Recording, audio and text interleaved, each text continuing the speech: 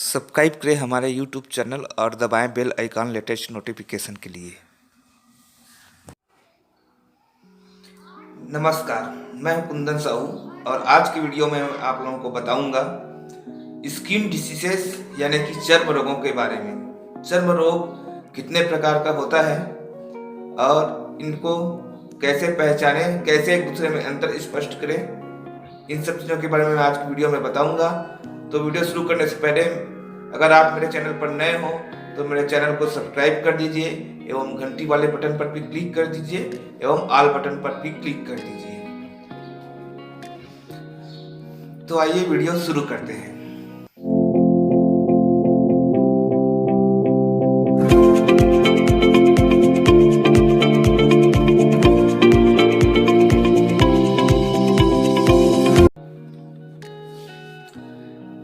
Skin diseases सामान्यतः दो प्रकार के होते हैं। एक तो पहला है इन्फेक्टिव यानी कि संक्रमण से होने वाला, और दूसरा है नॉन इन्फेक्टिव यानी बगैर संक्रमण के कारण या आंतरिक बीमारियों के कारण होने वाला।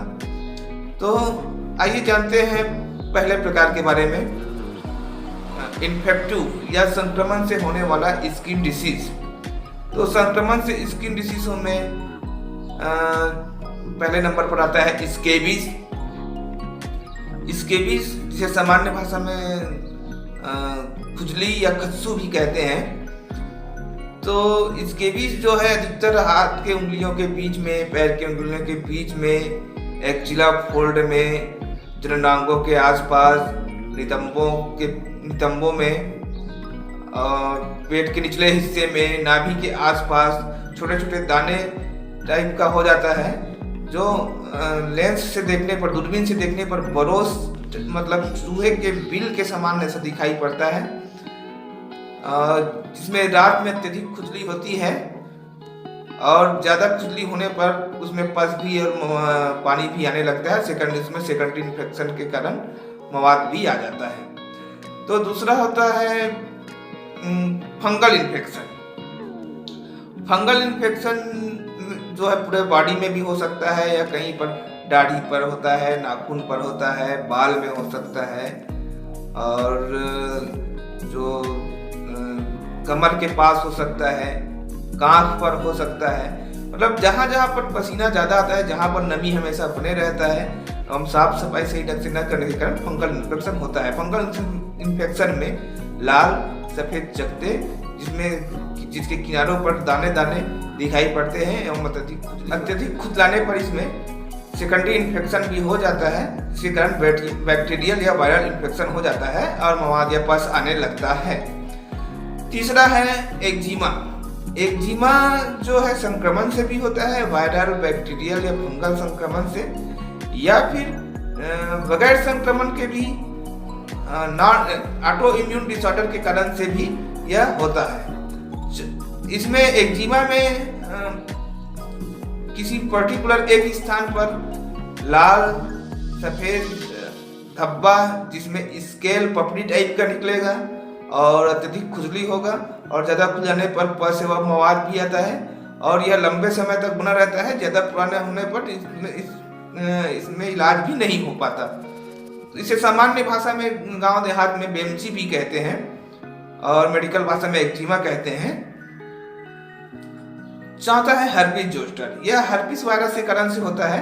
इसमें पर्टिकुलर किसी एक स्थान पर, खास करके चेहरे, मुंह के आसपास में या चेस्ट वगैरह के आसपास में छोटे छोटे दाने जिसमें पानी भरा होता है, पारदर्शी पानी भरा होता है और उसमें अत्यधिक दर्द होता है, जो दर्द नसों तक फैल जाता है, उसको हर्पिस जोस्टर कहते हैं। इसी का एक छोटा रूप होता है हर्पिस सिम्प्लेक्स, जो हर्पिस सिम्प्लेक्स वायरस के कारण से होता है। और पांचवा नंबर में है हर्पिस सिम्प्लेक्स, जो हर्पिस सिम्प्लेक्स वायरस के कारण से होता है। और छठवां नंबर पे है चिकन पॉक्स के कारण से भी स्किन इन्फेक्शन हो जाता है। चिकन पॉक्स में छोटे छोटे दाने पूरे शरीर पर दिखाई पड़ते हैं, जिसका सही ढंग से इलाज न करने पर सेकेंडरी इन्फेक्शन हो जाता है और उसमें मवाद वगैरह आ जाता है, तो उसके वजह से भी होता है। और सातवां है सीबोटिक डर्मेटाइटिस।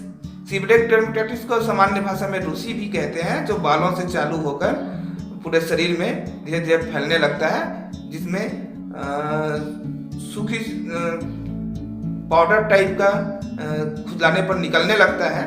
इसको सेबरिक डर्मेटाइटिस बोलते हैं, जो कि फंगल इन्फेक्शन के कारण से होता है। और 7वां नंबर पर है एक्ने वल्गेरिस। एक्ने वल्गेरिस जो है अधिकतर चेहरे में होता है, जो वायरस या बैक्टीरियल या फंगल इन्फेक्शन के कारण से या प्रोटोजोअल इन्फेक्शन के कारण से भी हो सकता है। यह खासकर से युवाओं में अधिक होता है। यह हार्मोनल डिस्टर्बेंस के कारण से या खून में खराबी के कारण से भी यह होता है। अब बात करते हैं नॉन इन्फेक्टिव यानी बगैर संक्रमण से होने वाले स्किन डिसीज पर। तो बगैर संक्रमण से होने वाले स्किन डिसीज में पहला है एक्टोपिक एक्जिमा।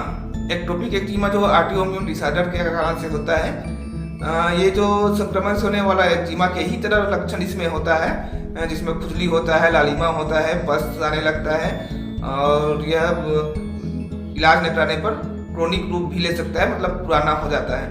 और दूसरा नंबर पर है अर्टिकेरिया। अर्टिकेरिया जो है सामान्यतः स्किन एलर्जी के कारण होता है, मतलब आदमी को कोई भी प्रकार का एलर्जी, जैसे कि बैगन से एलर्जी, फूल के परागकण से एलर्जी, धूल से एलर्जी, कुछ कपड़ों के वजह से एलर्जी, या किसी भी कारण से कुछ केमिकल के वजह से एलर्जी, धूप से एलर्जी, ऐसा हो सकता है। तो एलर्जी के कारण से उस एलर्जी पार्टिकल्स के संपर्क में आने से वहाँ पर रेडनेस, दाने और चकत्ते चकत्ते टाइप का उसमें उभार आने लगता है त्वचा में, तो इसे अर्टिकेरिया कहते हैं।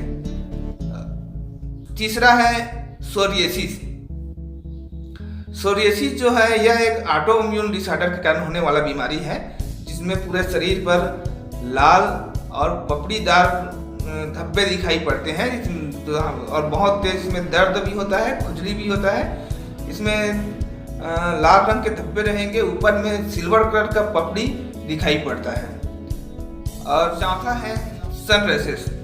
सन रेसेस मतलब गर्मियों में या बरसात के मौसम में शरीर पर छोटे छोटे, बहुत गर्मी की वजह से शरीर पर छोटे छोटे दाने दिखाई पड़ते हैं, जिसे सामान्य भाषा में घमौरी भी कहते हैं।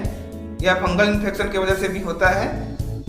यह शरीर की प्रॉपर साफ सफाई नहीं करने से और अत्यधिक पसीने की वजह से होता है। 5वां है डायबिटीज के कारण से भी हो सकता है। डायबिटीज मेलिटस के कारण से भी शरीर में शुगर की मात्रा अधिक बढ़ जाने पर भी शरीर में खुजली होती है। थायराइडिज्म की वजह से भी शरीर में खुजली होता है। हाइपरथायराइडिज्म की वजह से भी शरीर में खुजली होता है। और 6वां है आयरन डिफिशियंसी की वजह से भी पूरे शरीर में खुजली। तो ये हुए स्किन डिसीजेस जो सामान्यतः पाए जाते हैं मनुष्यों में। और इसके बाद मैं आगे के वीडियो में आप लोगों को बताऊंगा पर्टिकुलर एक एक स्किन डिसीज के लक्षण और उपचार के बारे में। तो आपको अगर इससे संबंधित और वीडियो अगर देखना है तो फट से मेरे चैनल को सब्सक्राइब कर दीजिए एवं घंटी के बटन पर क्लिक करके ऑल वाले बटन पर क्लिक कर दीजिए। धन्यवाद।